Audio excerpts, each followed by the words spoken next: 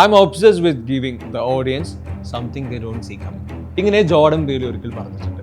ഇതേ ഒബ്സഷന്റെ Indian native version Rahul സദാശിവന്റെ ഫിലിമോഗ്രഫിയിൽ ടെറിഫിക്കായി കാണാൻ കഴിയും. ഈ ഹൊറർ എന്ന ജോണറിനോട് ഇത്രയും നീതി പുലർത്തുന്ന സംവിധായകൻ ഇന്ന് ഇന്ത്യൻ ഫിലിം ഇൻഡസ്ട്രിയിൽ ഉണ്ടോ എന്നതുപോലും സംശയമാണ്. മരണവും ഭയവും ഓൾമോസ്റ്റ് എല്ലാവരുടെയും ഉള്ളിൽ ഒരു കോമൺ ഫാക്ടറാണെന്ന് തോന്നിയിട്ടുണ്ട്.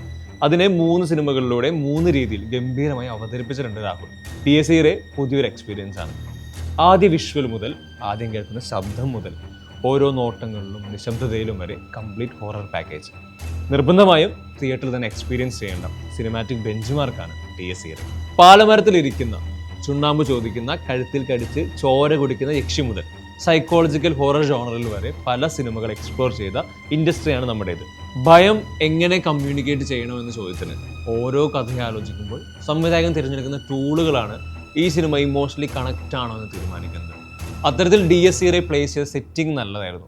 ഒരു അർബൻ സെറ്റിംഗ്, അതിനകത്ത് ഹോണ്ട് ചെയ്യുന്ന ഒരു പ്രേതം, ആത്മാവ്. ഇതേ അർബൻ സെറ്റിങ്ങിൽ പൂജാക്രിയകളുടെയും വാതൊഴിപ്പിക്കലിൻ്റെയും പാസ്റ്റ് ഹിസ്റ്ററിയുള്ള കുടുംബത്തിൽ നിന്നുള്ള ഒരാൾ. ഇതെല്ലാം പോയിന്റ് ടു പോയിന്റ് കണക്ട് ചെയ്യുമ്പോൾ കിട്ടുന്നതും ഗൂസ് ബംപ്സ്. ഈ അടുത്ത് ഇന്ത്യൻ സിനിമയിൽ കണ്ട ഏറ്റവും ഇമ്പാക്ട്ഫുൾ ആയ ഗോർ സീൻ ഈ സിനിമയിലാണ്. പതിയെ ബിൽഡ് ചെയ്തു തുടങ്ങി ടെൻഷൻ സ്ട്രോങ് ആക്കി ഷോക്കിംഗ് ഗോർ സീൻ ക്രിയേറ്റ് ചെയ്തതിൽ സിനിമയുടെ ക്രൂ സക്സസ്ഫുൾ ആയിട്ടുണ്ട്. വിഷ്വലി പ്ലേസിംഗ് അല്ലാതെ ഏത് ജോണറിലുള്ള സിനിമയ്ക്കും ഇമ്പാക്ട് സൃഷ്ടിക്കാൻ കഴിയുമെന്ന് തോന്നുന്നില്ല. ഷഹനാസ് ജലാലിൻ്റെ ഗംഭീര വിഷ്വൽ വേൾഡ് ക്രിയേഷൻ, വൈഡ് ഷോട്ടുകൾ, ഫ്രെയിം ഇൻ ഫ്രെയിം ഷോട്ടുകൾ, എല്ലാ തരത്തിലും ഇന്നാണ് സിനിമ കഴിയുന്നത് വരെ.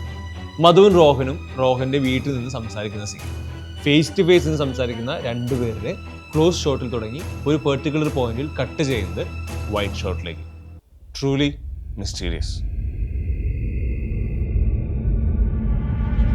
ഷെഫീഖ് മുഹമ്മദ് അലിയുടെ എഡിറ്റിംഗും എടുത്തു പറയേണ്ടതാണ്. കൃത്യമായ ഷോട്ട് ഹോൾഡിംഗ്, ബ്രീത്തിങ് സ്പേസുകൾ, എല്ലാ തരത്തിലും ഗംഭീരമായ കട്ട്സ്. സിനിമയെ കംപ്ലീറ്റ്ലി ഹോൾഡ് ചെയ്യുന്നത് പ്രണവ് മോഹൻലാലും ജിബിൻ ഗോപിനാഥ് അവതരിപ്പിച്ച കഥാപാത്രങ്ങളാണ്. 2 പ്രായത്തിലുള്ള 2 ബാക്ക് സ്റ്റോറിയുള്ള കഥാപാത്രങ്ങൾക്ക് ഒരു കോമൺ മിഷൻ. അവർ വീക്കാകുന്ന സമയങ്ങൾ, അവർ സ്ട്രോങ് ആകുന്ന പോയിന്റുകൾ, അവസാനം അവർ അച്ചീവ് ചെയ്യുന്നു. റോഹൻ എന്ന കഥാപാത്രം ഉറപ്പായിട്ടും പ്രണവിൻ്റെ കരിയർ ബെസ്റ്റാണ്. അയാളുടെ സ്ട്രഗിളും ടെൻഷനും പ്രേക്ഷകരുമായി കണക്ട് ചെയ്യുന്നതിൽ സക്സസ് റേറ്റ് 100%. എക്സിക്യൂഷനിൽ ഏറ്റവും ബുദ്ധിമുട്ടുള്ളത് സൈലൻസും ടെൻഷൻ ബിൽഡ് ചെയ്യുന്നതാണെന്ന് തോന്നിയിട്ടുണ്ട്. ഇതിന് രണ്ടിനും ഇമ്പാക്റ്റ് നൽകുന്നത് അതിനുശേഷം വരുന്ന സൗണ്ടും മ്യൂസിക്കുമാണെന്ന് തോന്നുന്നു. ജയദേവൻ ചക്കാടത്തിൻ്റെ സൗണ്ട് ഡിസൈനും ക്രിസ്റ്റോ സേവിയറിൻ്റെ പീക്ക് മ്യൂസിക്കൽ സ്കേപ്പും ഗംഭീരമായിരുന്നു. ട്രംപറ്റ് ഓരോ തവണ കേൾക്കുമ്പോഴും ചിൽസ് സ്ട്രോങ് ആയിരുന്നു. യൂണിവേഴ്സലി ഏത് നാട്ടിലും ഏത് ഭാഷയിലും സിനിമയെ കണക്ട് ചെയ്യാൻ ക്രിസ്റ്റോയുടെ മ്യൂസിക്കൽ വേൾഡിന് സാധിക്കുമെന്ന് ഉറപ്പാണ്. പ്രോപ്പർ പ്ലേസ്മെൻ്റ് ഉള്ള ഇൻ്റർവൽ സീനും ഗംഭീരമാണ്. കൂടുതൽ പറയണമെന്നുണ്ട്, സ്പോയിലർ ആയതുകൊണ്ട് പറയാൻ സാധിക്കില്ല. ക്ലോഷർ എപ്പോഴും പ്രധാനപ്പെട്ടതാണ് ഒരു സിനിമയ്ക്ക്. എങ്ങനെ അവസാനിപ്പിക്കുമെന്ന് കുറേ ഓപ്ഷൻസ് തലയിൽ ഓടിക്കൊണ്ടിരുന്നപ്പോൾ വന്ന ഈസ്റ്റർ എഗ് ഗംഭീരമായിരുന്നു. പക്ഷേ കൂടുതൽ ഇമ്പാക്റ്റ് നൽകിയത് സിനിമയിലെ മറ്റൊരു സർപ്രൈസ് എലമെൻ്റ് ആയിരുന്നു. അത് എത്ര പേർക്ക് ആദ്യ കാഴ്ചയിൽ മനസ്സിലായെന്ന് എനിക്കറിയില്ല. ഇന്ത്യൻ സിനിമയിലെ തന്നെ ഏറ്റവും പ്രോമിസിംഗ് ഡയറക്ടറാണ് രാഹുൽ സദാശിവൻ.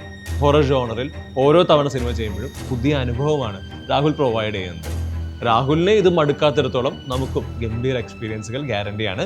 പുതിയത് എന്താണെന്ന് കാണുവാൻ, എക്സ്പീരിയൻസ് ചെയ്യുവാൻ വെയിറ്റിംഗ്.